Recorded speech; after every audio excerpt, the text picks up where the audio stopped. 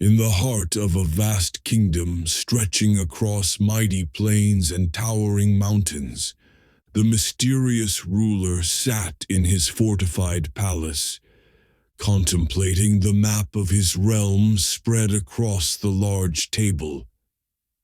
He was not merely a man of authority. He was shrewd and intelligent, knowing how to balance severity with cunning.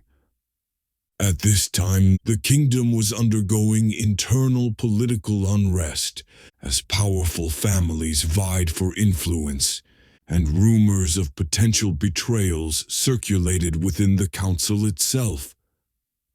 One evening, news arrived of a group of rebels planning to overthrow him. This was hardly surprising to the ruler, for he had learned from childhood that caution must be a constant companion. He began monitoring secret movements in the city, using a network of spies and informants disguised as merchants and craftsmen. Every message, every whisper, every rumor reached him and was analyzed carefully before any action was taken. On the night the rebels planned to assassinate him, the palace was unusually silent. The doors were locked tight, yet the ruler was prepared.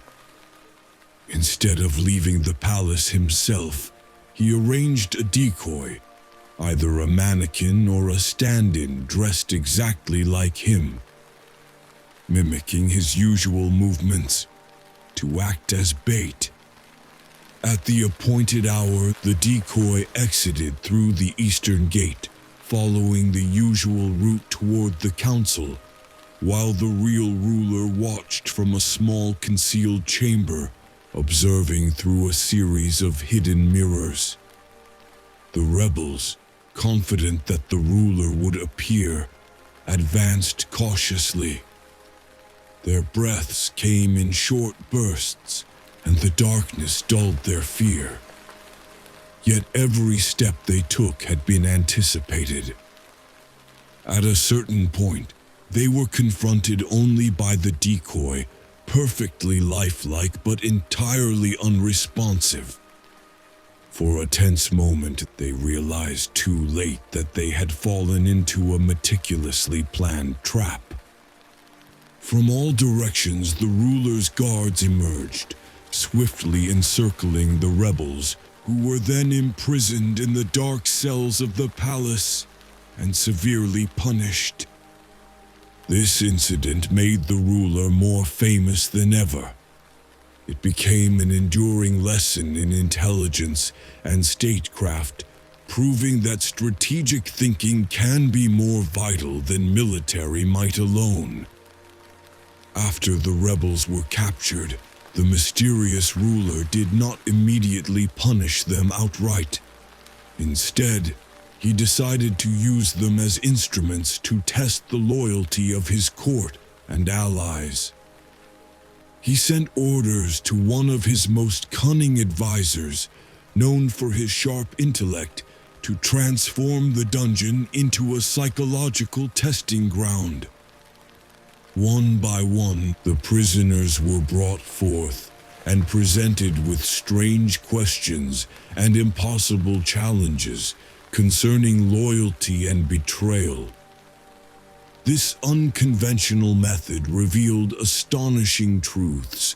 Some members of the guard, whom the ruler had considered loyal, began to show signs of doubt and hesitation, while others displayed unexpected fidelity. Meanwhile, the ruler himself continued to oversee the city from the palace, employing his network of spies. The night seemed calm, yet the streets were far from safe. Merchants and craftsmen, acting as information couriers, delivered news in the dead of night, unaware that their messages provided the ruler with vital pieces of the puzzle surrounding the city's plots. Over time, a new complication arose. Neighboring kingdoms, sensing an opportunity in the internal unrest, began pressing on the borders. The ruler pondered new alliances carefully. He had only two options: accept their terms or face a potential war on multiple fronts. He chose diplomacy, sending ambiguous messages to neighboring monarchs and envoys bearing gifts and symbolic gestures, while secretly reinforcing walls and trenches along strategic locations. One long night, while moving in disguise through the palace corridors, the ruler encountered a shadow from his past, an enemy long thought dead, a foe from an earlier war now returning to undermine his authority. The ruler, who never overreacted, devised a careful strategy to understand this enemy's intentions before taking any direct action. Using his spies, he gathered every detail: the enemy's hiding places, allies, and vulnerabilities.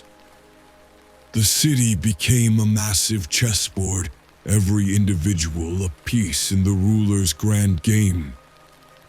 Even merchants and young boys delivering water carried information, sometimes unknowingly feeding the ruler's intelligence network. Piece by piece, the ruler began to see the full picture of internal and external threats. Meanwhile, it became apparent that the captured rebels were only a fragment of a larger network, which included members of the council itself. The ruler, renowned for his strategic mind, began implementing a meticulous plan to gradually neutralize these traitors without alarming loyal supporters. As winter approached, tensions within the kingdom intensified. The captured rebels began attempting secret communications with allies outside the city, plotting revenge and reorganizing their ranks. Yet the mysterious ruler, who had eyes everywhere, left nothing to chance. He understood early on that the greatest dangers often came not from known enemies, but from those who wielded power within the palace itself. At this stage, he began reviewing every council member individually, assessing their opinions, ambitions, and personal interests. He tested them with complex questions and impossible tasks, revealing their true loyalties.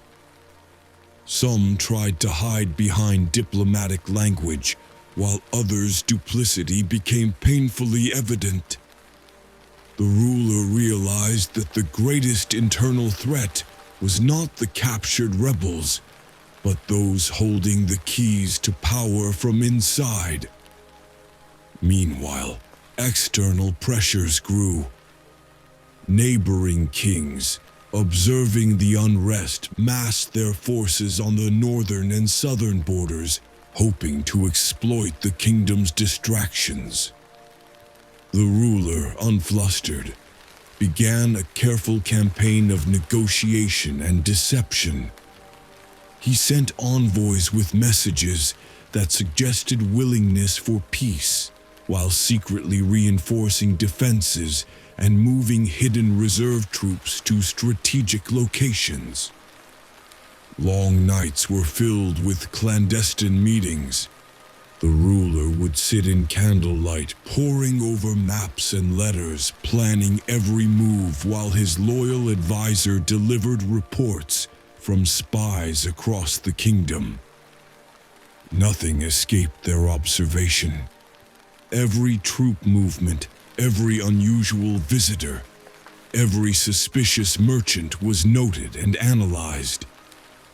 The captured rebels grew restless in the dungeons. Some attempted to bribe or sway the guards, Yet the ruler had carefully selected his personnel. The guards were trained to appear ordinary, sometimes weak, sometimes indifferent, but always ready to intervene at the precise moment. Any attempt at rebellion was doomed before it began. The city itself had transformed into a living machine.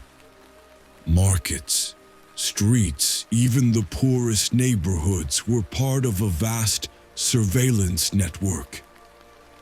Children running through alleys carried, unknowingly, snippets of information that contributed to the ruler's awareness. Every detail, no matter how small, was integrated into a grand strategy to maintain stability and control. A new challenge arose. One of the generals, once trusted and considered loyal, began showing ambition and subtle defiance. The ruler, avoiding direct confrontation, devised a long-term plan to test the general's loyalty through increasingly difficult missions. He discovered that while the general remained fundamentally loyal, constant reminders of authority and subtle supervision were necessary to maintain control. By now, the kingdom resembled a vast, intricate game.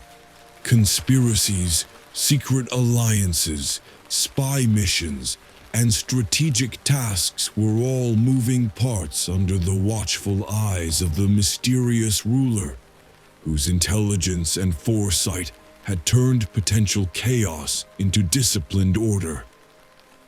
With the arrival of spring, subtle changes began to appear in the kingdom's general atmosphere.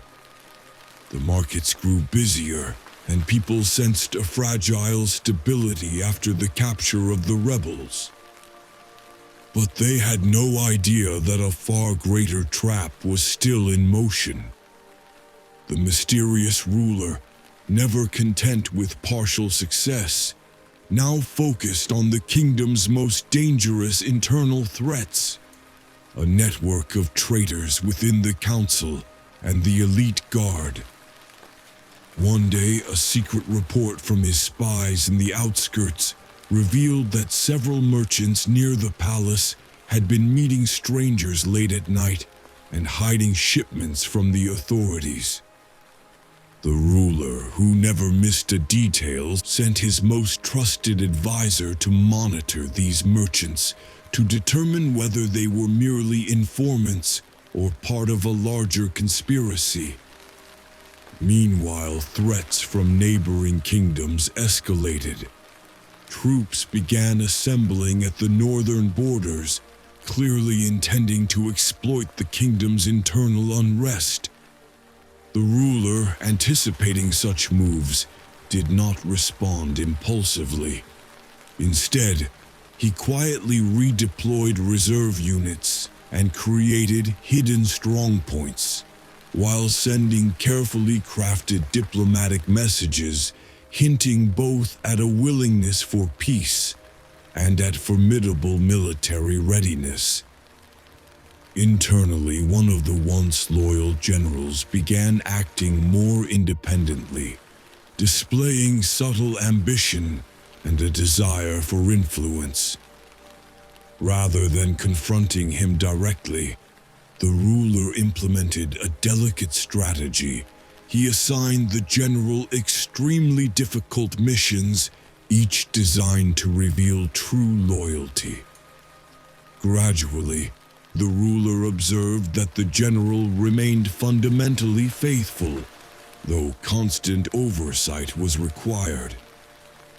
The city itself had become a meticulously organized system. Couriers, children, and even ordinary citizens unknowingly contributed to the ruler's vast intelligence network. Every movement, no matter how minor, was observed, documented, and analyzed. The streets, the marketplaces, the alleys, even the humblest corners, had become instruments of control and stability under the ruler's unseen hand. The kingdom's conspiracies, once chaotic and threatening, were now methodically dismantled.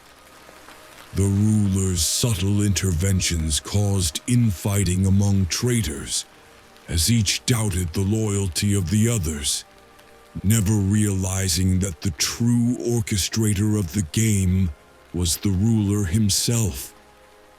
The elite guard, carefully vetted and loyal, maintained order and ensured that even minor disturbances were quickly resolved. By the end of the spring, the ruler had transformed potential disorder into structured control. Internal threats were identified and neutralized one by one, while external threats were monitored and contained. The kingdom's machinery of governance, intelligence, and military readiness had reached a level of precision that few could imagine.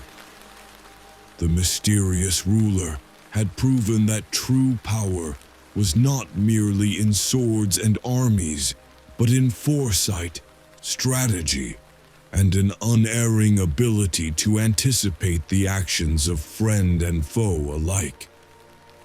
By mid-year, the kingdom reached the peak of both internal and external tension. Traitors within the council acted with increasing boldness, while the rebels outside the city coordinated with spies disguised among the citizens. The mysterious ruler, now aware of every thread of the plot, began implementing his grand strategy to neutralize all threats with meticulous precision. One day, a report reached the ruler regarding a secret attempt to smuggle weapons to the rebels via the city river. Rather than reacting impulsively, he orchestrated a clever double plan. He sent a small contingent to track the smugglers while simultaneously sending false messages to the rebels, implying that their alliance with the kingdom was growing stronger. The result was perfect. The smugglers were captured, and the rebels, misled into thinking they acted freely, walked directly into the trap. The ambitious general, previously tested, now faced the ultimate trial. The ruler secretly assigned him the protection of a sensitive supply convoy to the northern border, fully aware that enemy forces might attack at any moment. The general, unaware that every move was monitored, navigated the mission with skill and courage, proving his true loyalty. This test confirmed the ruler's belief. True allegiance appears only under pressure, and strategy often outweighs raw strength. At the same time, external threats became more pronounced. Neighboring kingdoms deployed troops along the northern border, hoping to take advantage of the kingdom's internal strife. But the ruler had anticipated this.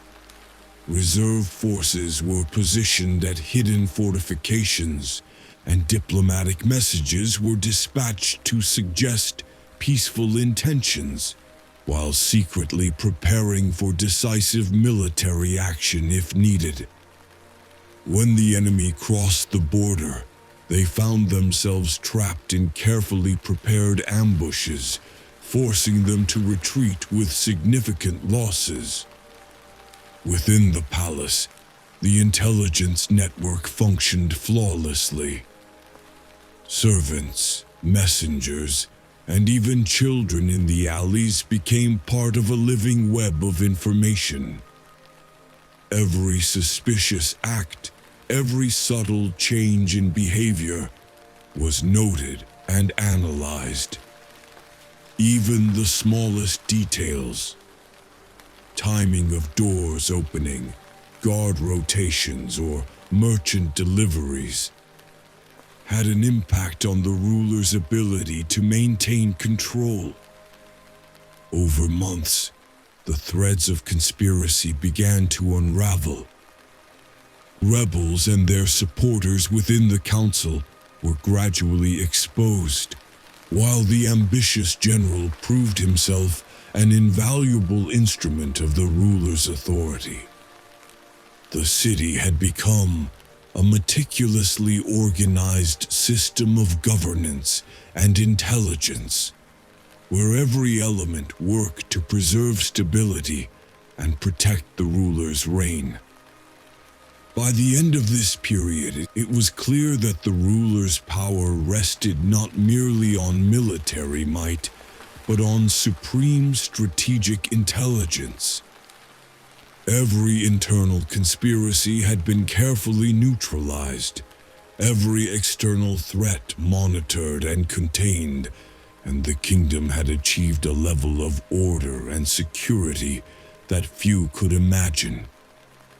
As winter faded, and the kingdom entered a new phase of calm, the mysterious ruler sat alone in his grand hall, gazing through tall windows at the city below.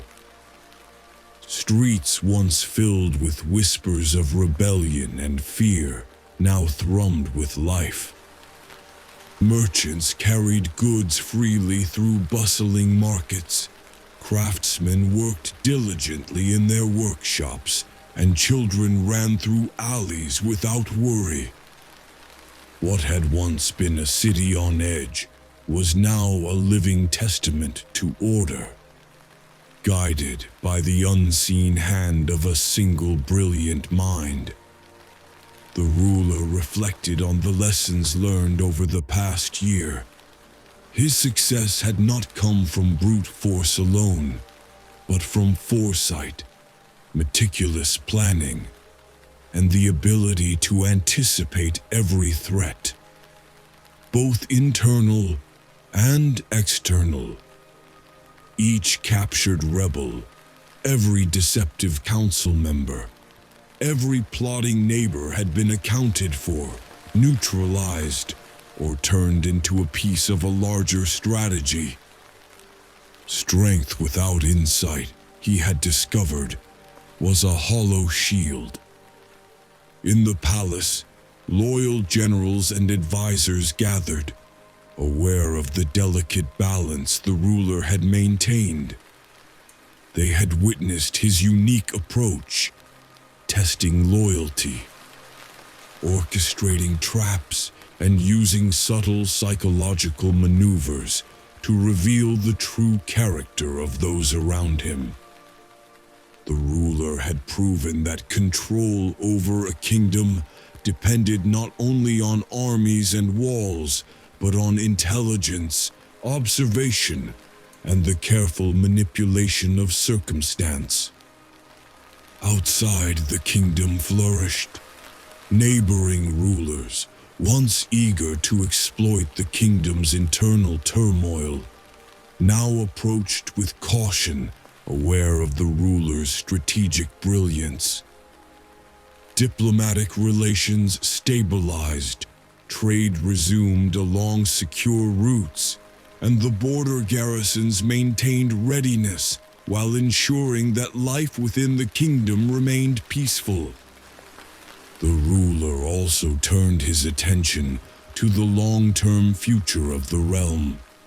He sent envoys to spread knowledge and skills to towns and villages, improving agriculture, crafts, and education.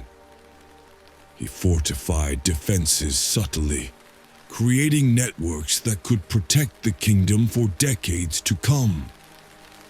Every action he knew had to be sustainable. Power was meaningless without the stability to endure.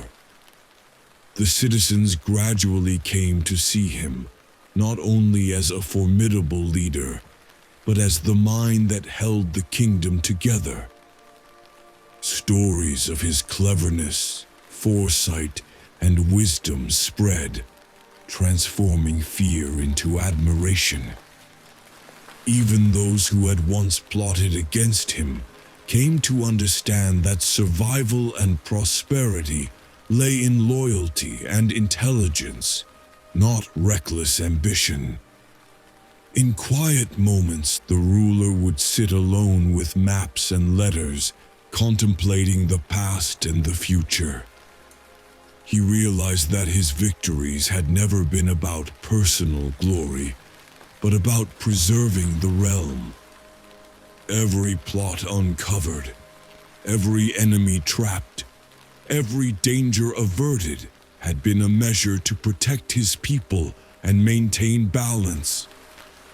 Power, he knew, was most potent when exercised with foresight and subtlety rather than force alone. As the years passed, the ruler's legend grew.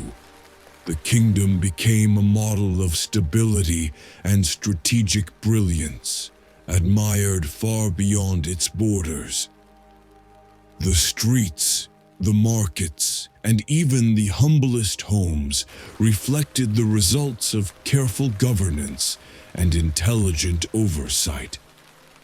The ruler's story of patience, cunning, and unyielding vigilance became a lesson to future generations. That true leadership requires not only strength, but an unerring mind, capable of anticipating both human ambition and the unpredictable tides of fate. Thus, the era of the mysterious ruler came to symbolize the triumph of intelligence and strategy over chaos and brute force.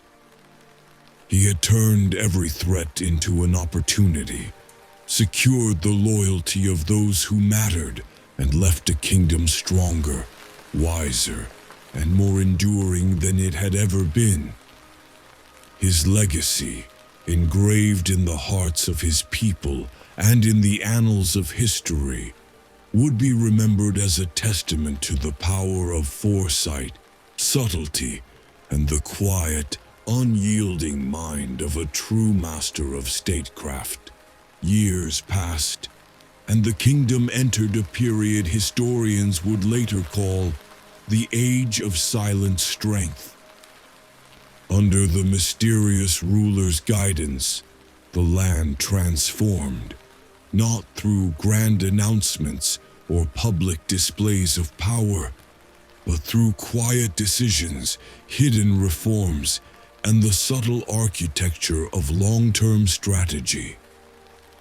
The ruler, though rarely seen by the public, became a legend in every household. Children spoke of him with admiration, elders praised his wisdom, and travelers carried tales of his brilliance far beyond the kingdom's borders. Yet the ruler himself remained unchanged, watchful, deliberate, and always prepared. Despite the peace, he knew that history never sleeps. Ambition grows in shadows, envy takes root in silence, and kingdoms that believe themselves safe often fall when they stop anticipating danger.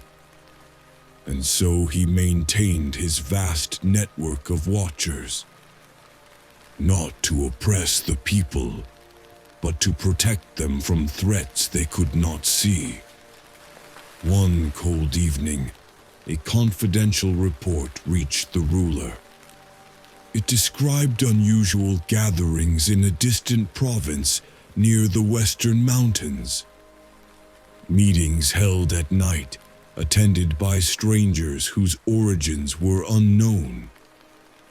At first glance it seemed harmless, but the ruler, trained by years of turmoil, sensed a deeper pattern.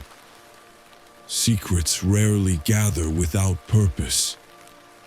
he dispatched a small, skilled team of scouts to investigate discreetly.